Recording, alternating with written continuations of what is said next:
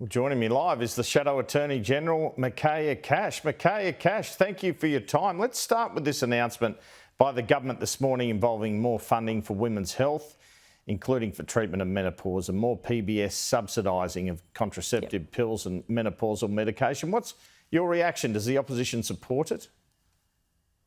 Yeah, look, we will support the announcement, and in fact, we'd match the announcement when we're in government. I am pleased, Andrew, that when I looked at the announcement, it very much builds on the work that we had already done as the former government. You may recall that we announced the 2020 to 2030 National Women's Health Strategy.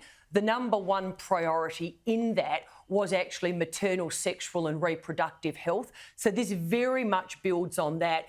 But also, I'm pleased to see that it builds on the historic investment that we had made in endometriosis and pelvic pain. And you might recall at the time that was being championed by Nicole Flint. We established the very first endometriosis-specific clinics. And I see that this announcement does, in fact, expand them. So again, we support the announcement.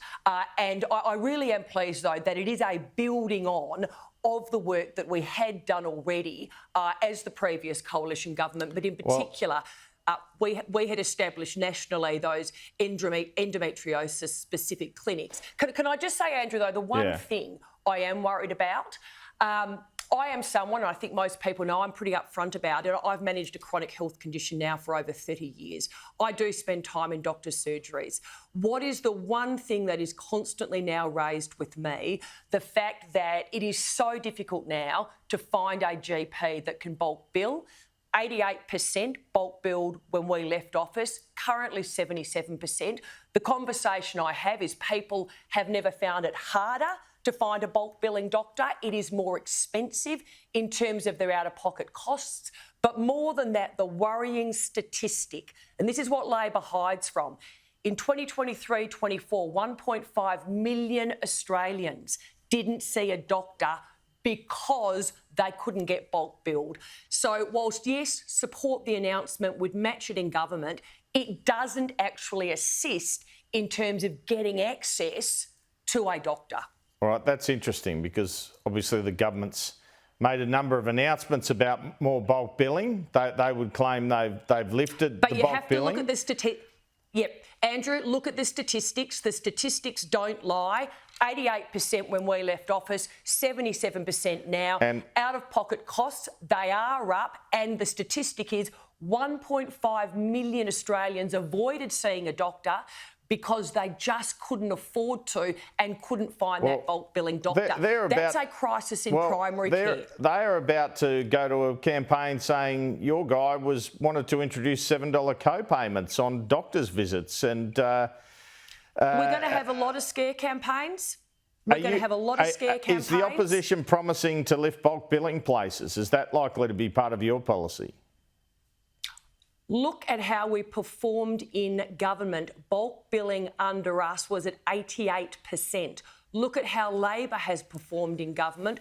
Bulk billing under them has dramatically fallen to 77%. Whoa. So we're going to have a lot of scare campaigns, Andrew, in the lead up to the next election. And what we will be dealing in is facts. The facts support the arguments and they disprove the scare campaigns that Labor are going to run. There is a crisis in primary health care. People are finding it difficult to get access to a bulk billing doctor. 1.5 million Australians avoided seeing a doctor in 2023-24. And that is something that Labor, refuses to actually acknowledge, but worse than that, is doing nothing to address. There is a perception that Peter Dutton does need to win the votes of more women to win the election. Do you have your own plans for policies which will appeal to women? Well, in the first instance, Peter Dutton has been very upfront that we will continue to develop and announce policies, in particular in the women's health space. And Anne Ruston has just been doing an outstanding job in talking to people across the board in that regard. But I have to say, as a woman who speaks to other women, I can tell you what the one issue is that they continue to raise with me. And that is, of course, the cost of living crisis. Whenever you go into a shop, you see a lot of women in shops. and a lot of women with children in shops, they'll come to you firsthand and they will say how expensive it is, how their mortgage repayments are killing them, how their energy prices are now crippling them. So the answer is yes, that this is a cost of living election, Andrew. Albanese, you ask any person, do you feel better off today than you did when Mr Albanese was first elected? And the answer is no. It is as simple as that. So, when it comes to women, I can tell you the women I speak to, cost of living front and centre in every single conversation. Indeed.